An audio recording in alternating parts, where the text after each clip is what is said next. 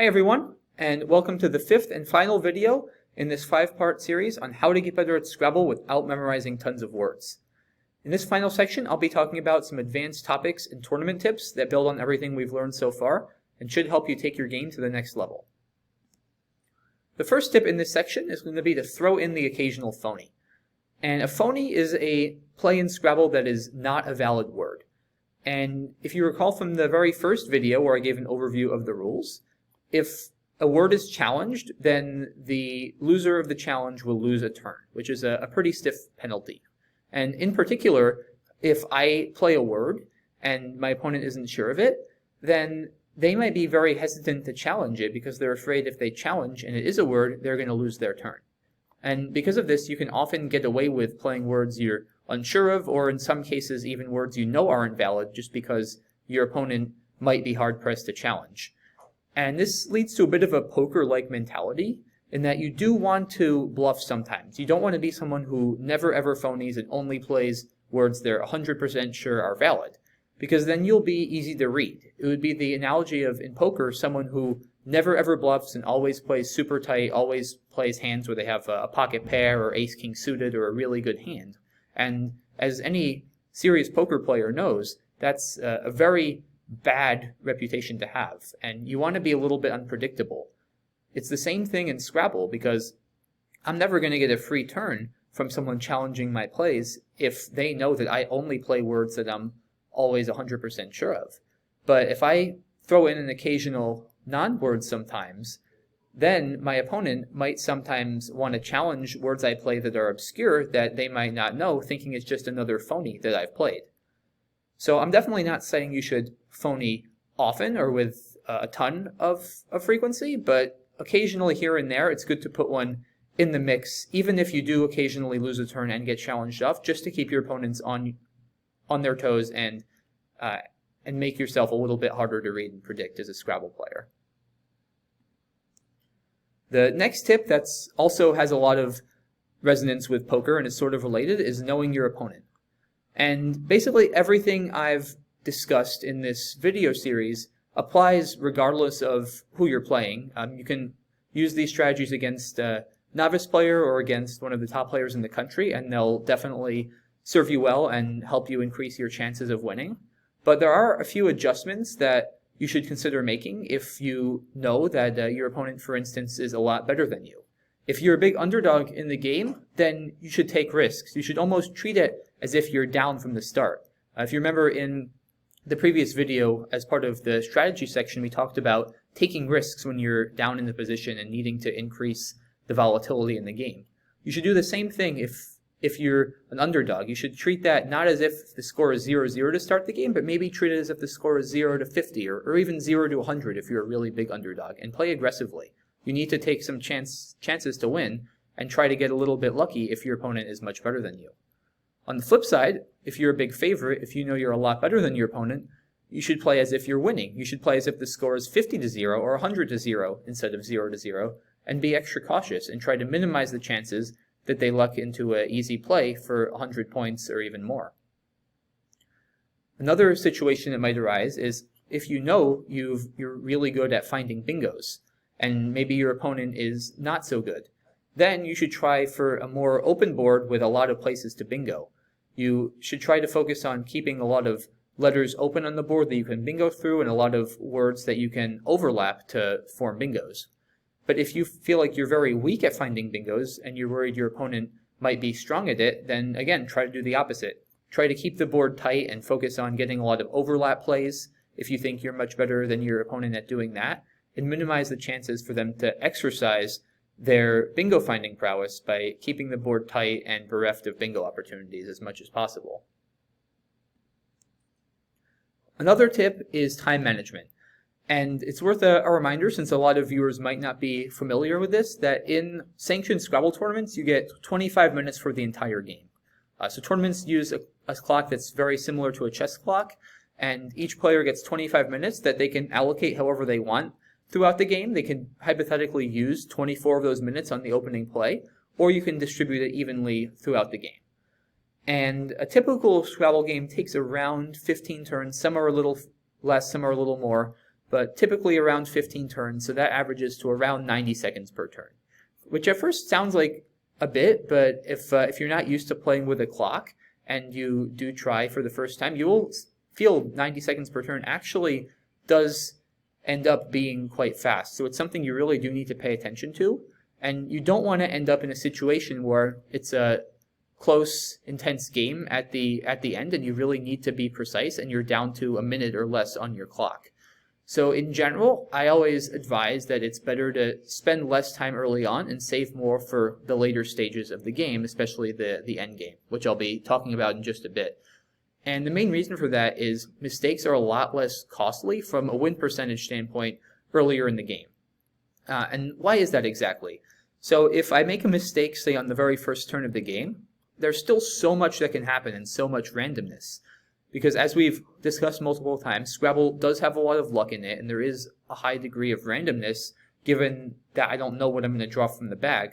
So I'm a lot more likely to be bailed out by some good draws from the bag for a mistake I make on the first or second turn of the game, compared to a mistake I make towards the end of the game when the bag might only have a few tiles left and there's less draws that I have remaining in the game to bail myself out, or especially in an end game, which we'll discuss in a minute, when the bag is completely empty and there's no more randomness left at all. So this is a famous cartoon that probably a lot of folks have seen, where Santa's playing a lot of his reindeer at Scrabble, and he has the rack of venison as a bingo.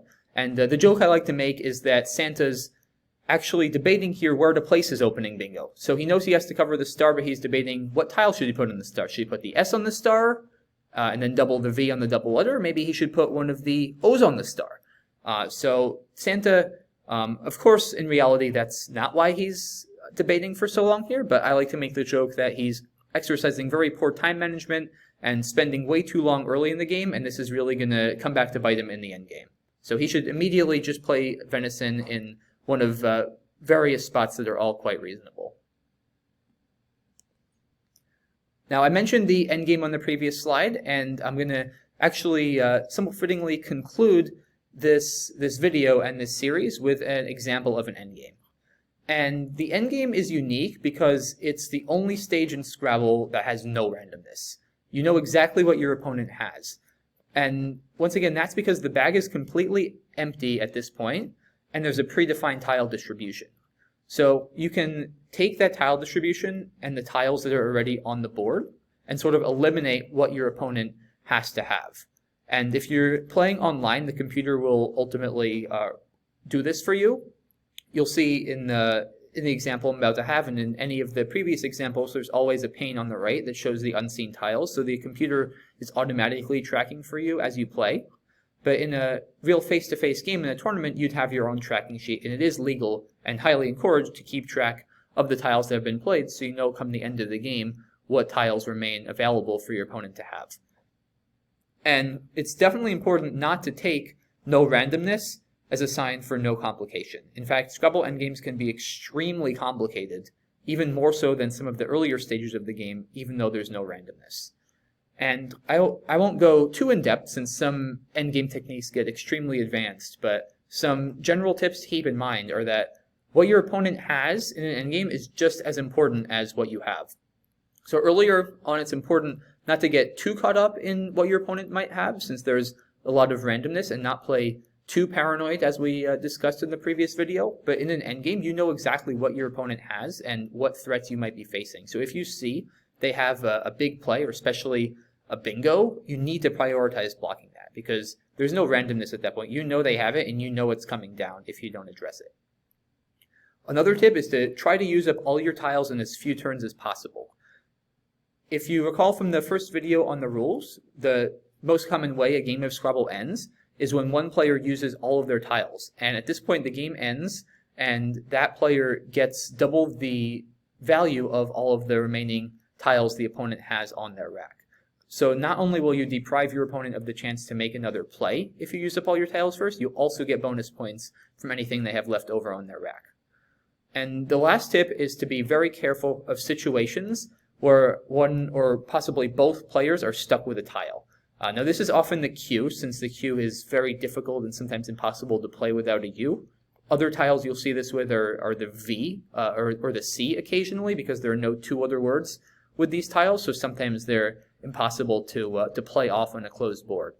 But when one player can't play a tile, as we'll see in one of the upcoming examples, things get very dicey very quickly, because the other player can take advantage of that and play off one tile at a time and accumulate a huge amount of points, because their opponent is helpless to do anything other than sit there and pass their turn with an unplayable tile. So let's take a look at this endgame situation. There's only 7 tiles left, and all of them are on your opponent's rack. As I've circled over here on the right, we know the unseen tiles are a D, an E, 2 L's, an O, an R, and a T. And you have a healthy lead here. You're up 43 points, excuse me, as you can see on the left.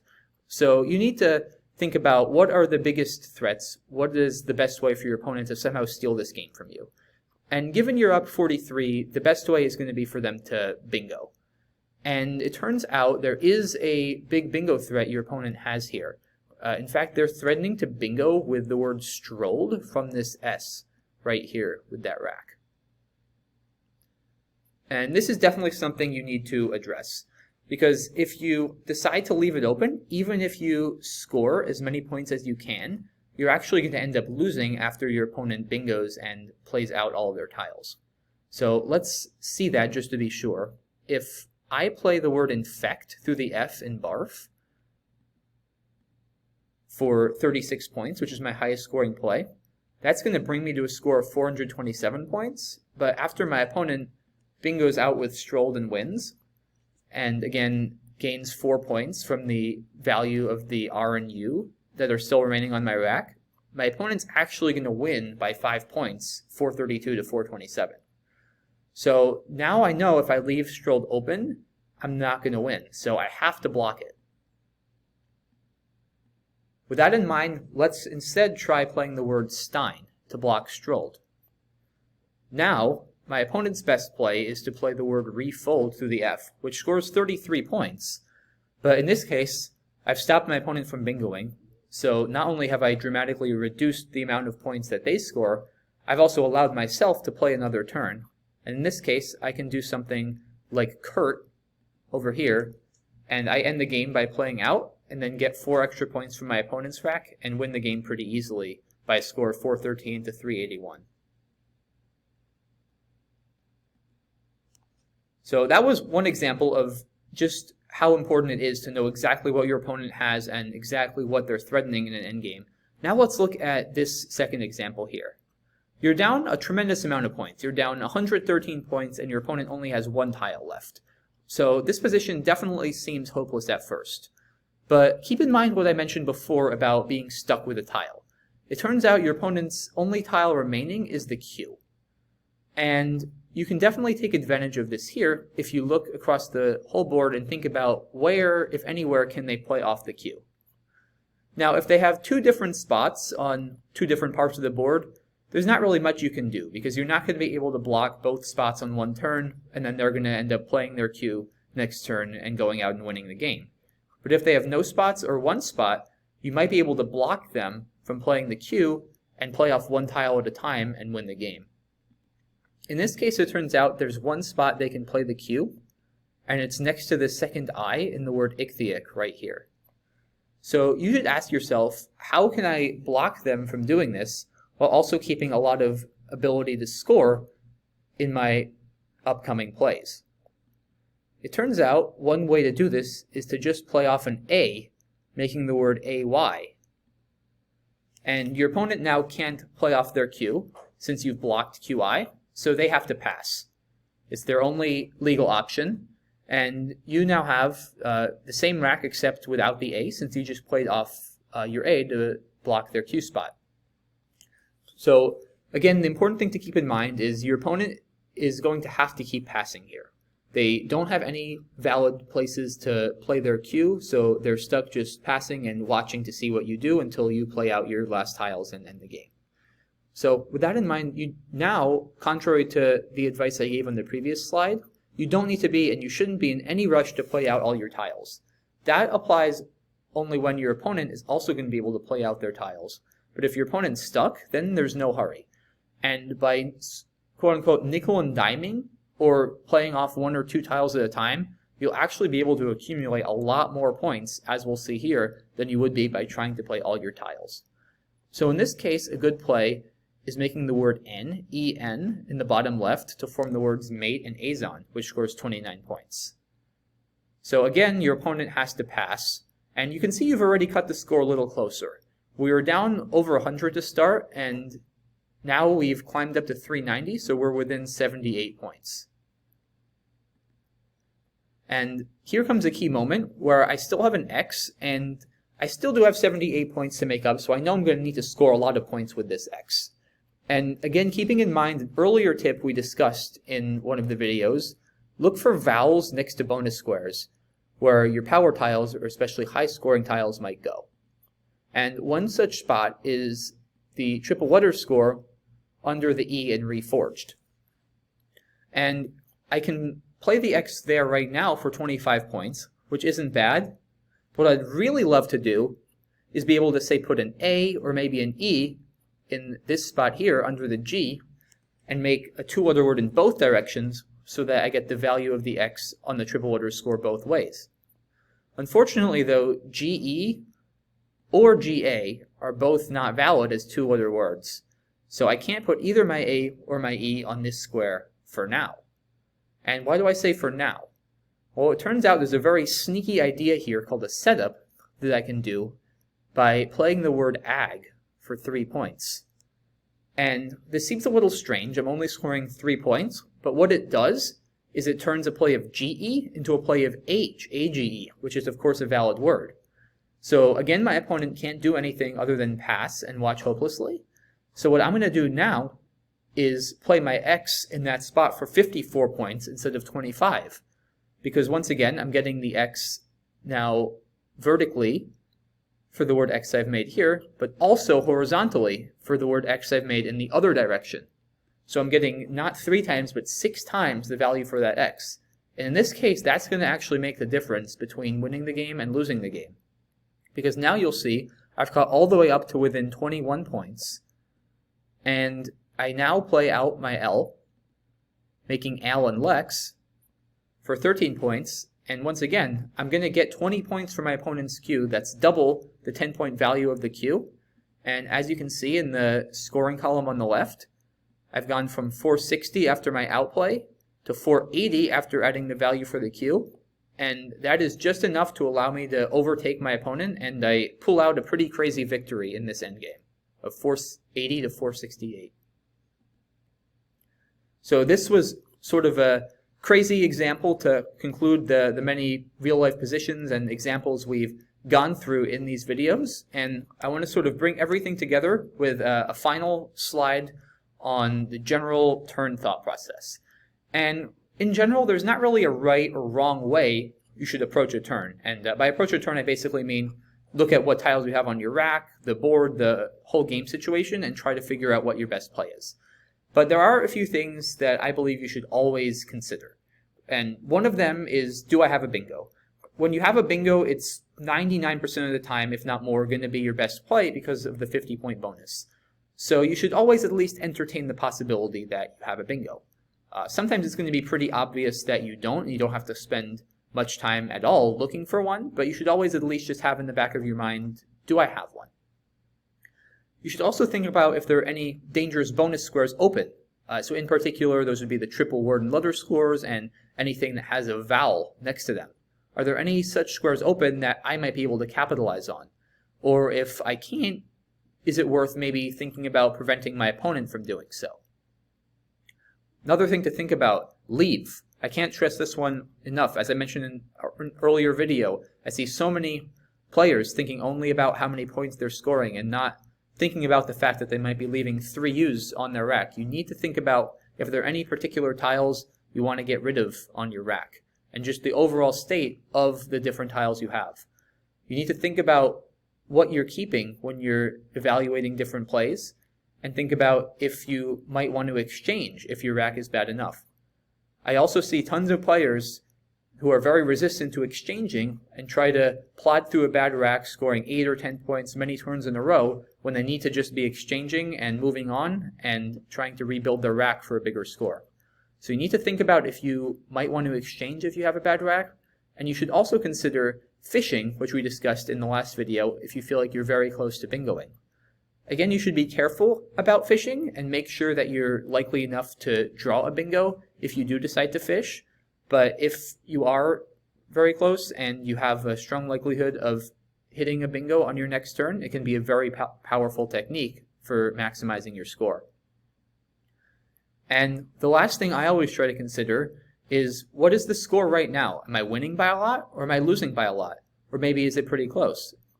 If I'm winning by a lot, I'm really going to focus not so much on my current play or leave. I'm going to really focus on minimizing my opponent's chances of bingoing or getting a large score to come back in the game.